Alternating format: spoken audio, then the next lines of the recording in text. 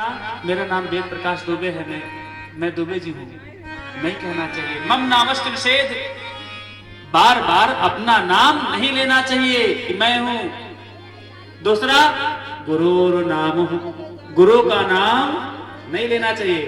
पत्नी पत्नश्च नाम है, जो पत्नियां पति का नाम जिस भाव से नहीं लेती हैं, उसी तरीके से पति को भी चाहिए अपने पत्नी का नाम ना लें। जैसे पति का नाम लेने से पत्नियों के परिप्रेक्ष्य में पति की उम्र कम हो जाती है, वैसे पति भी अगर पत्नी का नाम लेंगे तो पत्नी का भी उम्र कम हो जाएगी। दोनों लोग का नाम नहीं लेना चाहिए। बड़ी चाहे बेटी हो चाहे बेटा, बड़े संतान का माता पिता को नाम नहीं लेना चाहिए। उपनाम दिया जाता था। आज के 2-4-10 साल पहले बड़े बाबू हैं, बड़का बाबू हैं, बड़कन हैं, होता था कि नहीं? नाम नहीं लेना चाहिए बड़े पुत्र पुत्रादि का, कुछ उपनाम देना चाहिए, आयु कम हो जाती है। और अति कृपणस्य नाम है, अति कंजूस व्यक्ति का नाम नहीं लेना चाहिए। अति कंजूस का नाम बार बार लेने से दरिद्रता आती है आपके जीवन में, स्वभाव ऐसा हो जाएगा। ऐसे लोगों का नाम नहीं लेना चाहिए। अब इस पे कोई प्रश्नवाचक ना आए कि बोले महाराज कब कब ना नाम ले।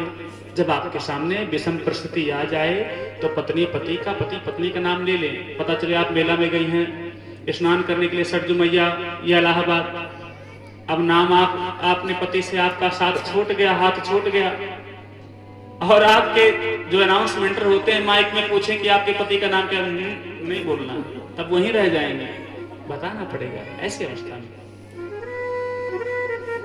विषम परिस्थिति में कोई किसी का भी नाम ले सकता है। जैसे महिलाएं हैं कहीं छूट जाएं तो अगर कोई पूछेगा अधिकारी अनाउंसमेंट वाले कि बताइए पति का नाम क्या है, तो वहां बताना चाहिए। ऐसे स्थानों पर नहीं निषेध किया गया है, लेकिन 8 लोग का नाम नहीं लेना चाहिए। मैं तो संस्कार में बताया। कहते हैं महाराज भगवान राम कहते हैं निषाद राजगुहा से कि भैया यहां से निषाद राजगुह कौन है? 6-6 महीना तक स्नान नहीं करने वाले हैं, लेकिन भगवान के चरणों में अति प्रेम करने वाले। कोलभील के जो बालक हैं राम जी से कहते हैं अरे राम जी आगे धनुष बाण पकड़ करके देखो, मेरा धनुष बाण तो पुराना हो गया है, ये जो आए हैं राजकुमार इनके तो नए हैं। राम जी का तीर और धनुष चमक रहा था, इतना नवीन था। और उसके बाद में राम जी को कहते हैं कि सरकार मेरे आश्रम में चाहिए। अरे तो बहुत सुंदर पहने हैं वस्त्र, क्योंकि वो नग्न रहते थे। कोलभील के बच्चे 6-6 महीने तक स्नान नहीं करते थे महाराज, लेकिन प्रेम इतना करते थे। राम जी गए हैं एक एक बच्चों को हृदय से लगा करके प्रेम किए हैं। राम जी कहते हैं कि भैया हम आपके घर में नहीं जा पाएंगे, भले से वन में हैं, वन में भी किसी नगर में जाना, किसी के घर में जाना मेरा अयोध्या जाने के समान हो जाएगा, मेरा संकल्प टूट जाएगा, इसलिए हम नहीं जाएंगे। कोलभील के बच्चे यहां बोल पड़ते हैं कि प्रभु आप इसलिए नहीं जा रहे हैं कि आपका संकल्प टूट जाएगा, क्योंकि आपका वनवास हुआ है तो वन में तो जा सकते हैं, लेकिन आप इसलिए नहीं आएंगे। वो लोग बात बोलते हैं, वास्तव तो यही था जो राम जी बोले हैं कि भले से मैं वनवास में वन में हूं, लेकिन वन में भी जो नगर है, जो घर हो गया है, किसी के चौखट के अंदर नहीं जा सकता, वो निषेध है मेरे लिए, क्योंकि पिता को मैंने वचन दिया है। लेकिन कोलभील के बच्चे उनको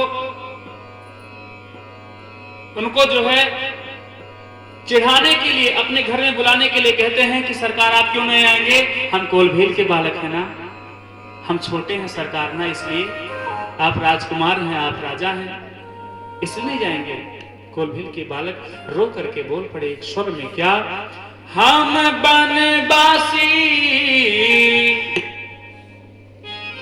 हम बनवासी कोलभील के बेटौआ रउआ, राजा बाबू हौआ रउआ, राजा बाबू हौआ रउआ, राजा बाबू हौआ रउआ, राजा बाबू हौआ।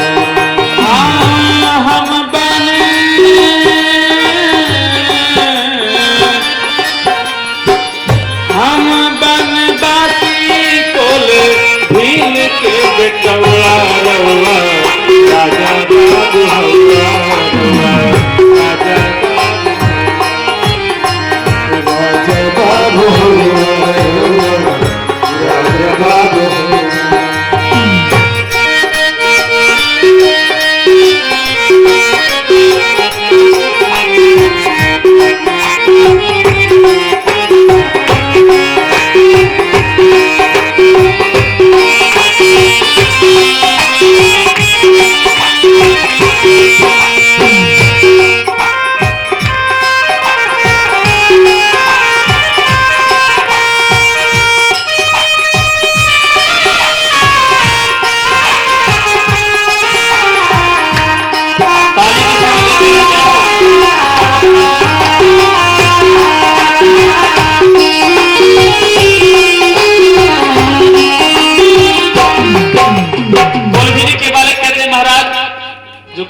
बच्चे छोटे छोटे कहते हैं हम बनवासी लोग नाही बानी तोहरा जोगे। हम बनवासी लोग नाही बानी तोहरा जोगे। हम बनवासी लोग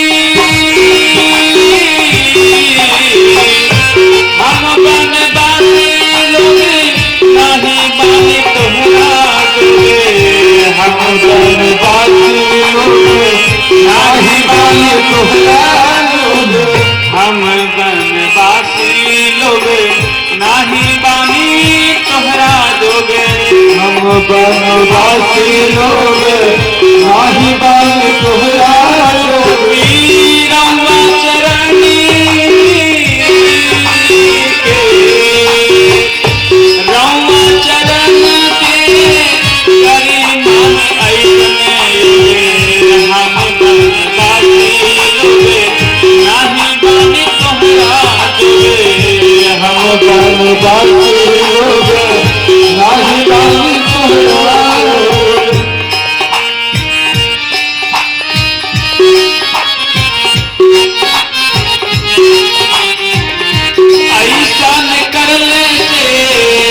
ऐसन करले से जानत ही स्वभवा रउआ राजा बाबू हौआ रउआ राजा बाबू हौआ।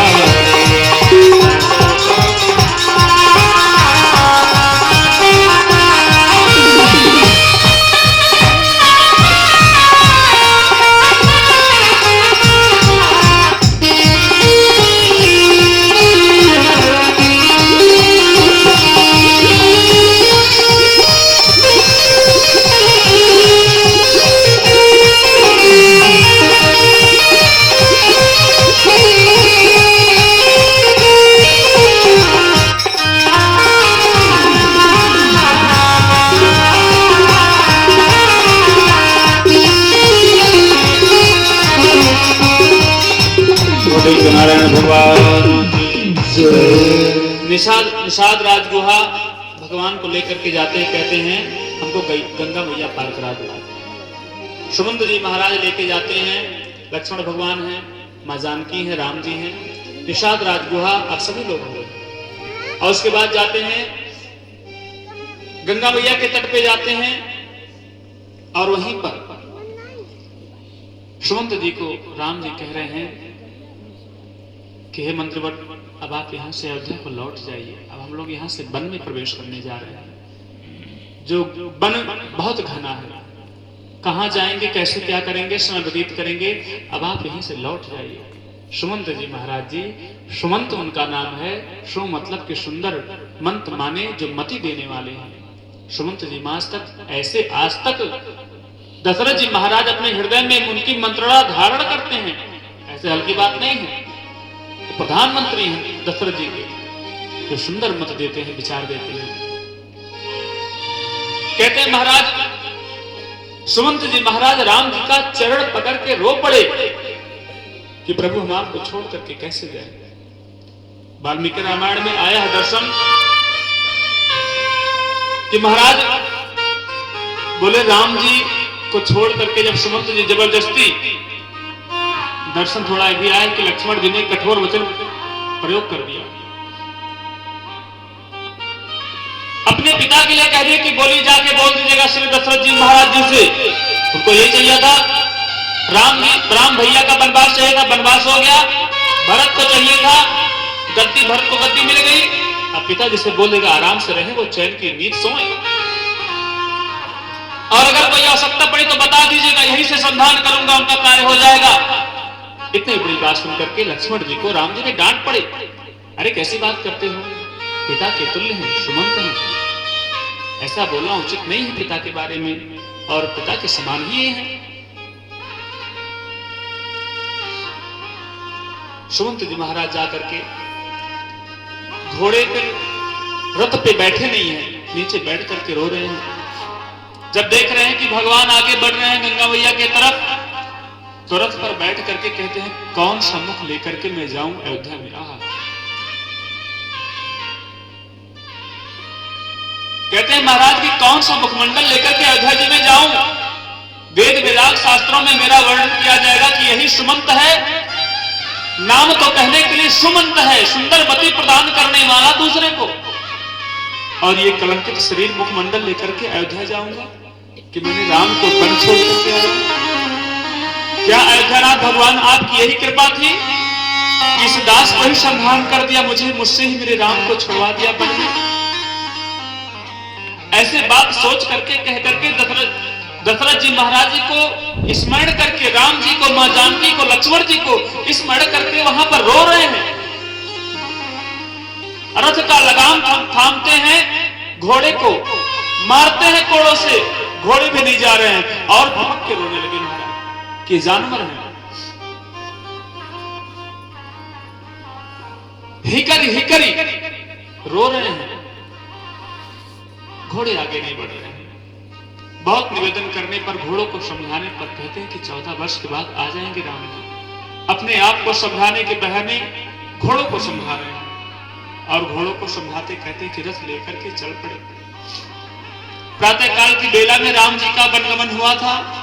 सारा प्रकरण तमसा नदी और वन में गंगा मैया के तट पर आते आते बोले 3 बज गए और वहां से जब निकले तो 1 घंटे में आकर के पहुंच गए।